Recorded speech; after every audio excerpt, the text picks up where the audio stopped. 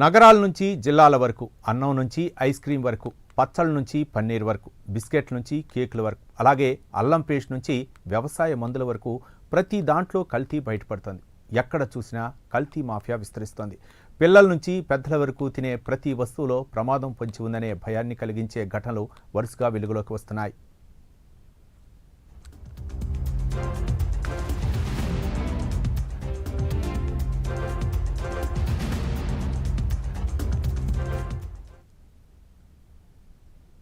హైదరాబాద్లో కల్తీ ఆహార పదార్థాల తయారీ కేంద్రాలపై పోలీసులు, ఫుడ్ సేఫ్టీ అధికారులు దాడులు నిర్వహించడంతో భయానక నిజాలు బయటపడుతున్నాయి. మైలార్ దేవురుపల్లి పరిధిలో కల్తీ మిక్చర్ బిస్కెట్లు తయారు చేస్తున్న ముఠా గుట్టు రట్టయింది.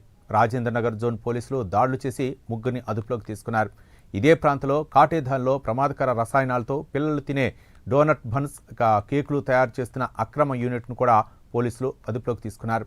ఇక గుడిమల్కాపూర్లో టాస్క్ ఫోర్స్ పోలీసులు సంయుక్తంగా నిర్వహించిన దాడిలో అహ్మద్ రాజా అనే వ్యక్తి కల్తీ బేకరీ ఉత్పత్తులు తయారు చేస్తున్నట్లు గుర్తించారు.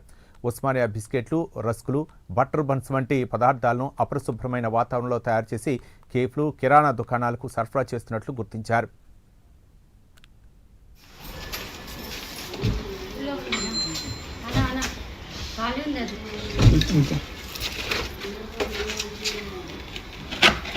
సాల్ట్ సార్ మొత్తం అది ఇది సాల్ట్ ఏం చేసినా పప్పాయ చేసిన వల్ల లేదు, నిమ్మకాయ వదిలేసిన.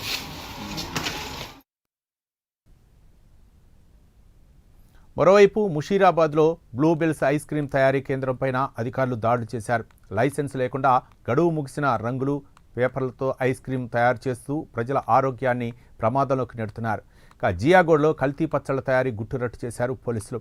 వెంకటేష్ నగర్లో భారీ మొత్తంలో కల్తీ పచ్చళ్లను తయారు చేసి విక్రయిస్తున్న వ్యక్తిని టాస్క్ ఫోర్స్ అధికారులు అరెస్ట్ చేశారు. అలాగే పటాన్ చెరువులో 3 టన్నులకు పైగా కల్తీ అల్లం పేస్ట్ను ఫుడ్ సేఫ్టీ అధికారులు స్వాధీనం చేసుకున్నారు.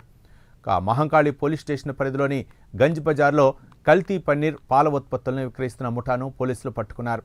రోజు వినియోగించే పాల పదార్థాలే కల్తీ కావడంతో ప్రజల్లో ఆందోళన వ్యక్తమవుతోంది.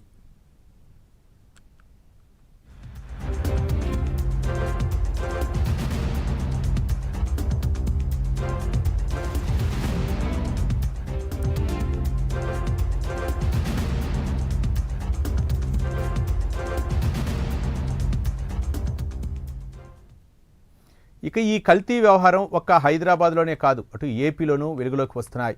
అన్నమయ్య జిల్లాలోని బి కొత్తకోటలో వ్యవసాయ మందుల విషయంలోనూ నిర్లక్ష్యం బయటపడింది. గంగిరెడ్డి అనే రైతుకు పంట ఎదుగుదల కోసం అడిగిన మందులకు బదులు మొక్కలను కాల్చే కూల్ స్టార్ మందు ఇచ్చారు. దీంతో టమాటా పంట పూర్తిగా నాశనమైంది. దీంతో ₹1,00,000 నష్టం వాటిల్లిందని వరుసగా వెలుగులోకి వస్తున్న కల్తీ ఘటనతో ప్రజలు ఆందోళన వ్యక్తం చేస్తున్నారు. ఏం కొనాలన్నా భయపడే పరిస్థితి ఏర్పడుతుంది. డబ్బులకు కక్కుర్తిపడి కల్తీకి పాల్పడుతుండటంతో ప్రజల ఆరోగ్యంపై పెద్దగా ముప్పు మారుతున్నాయి. అధికారులు దాడులు కొనసాగిస్తున్నప్పటికీ కల్తీ మాఫియాపై కఠిన చర్యలు తీసుకోకపోతే ఇలాంటి ఘటనలు తరచూ చోటు చేసుకుంటూనే ఉంటాయి.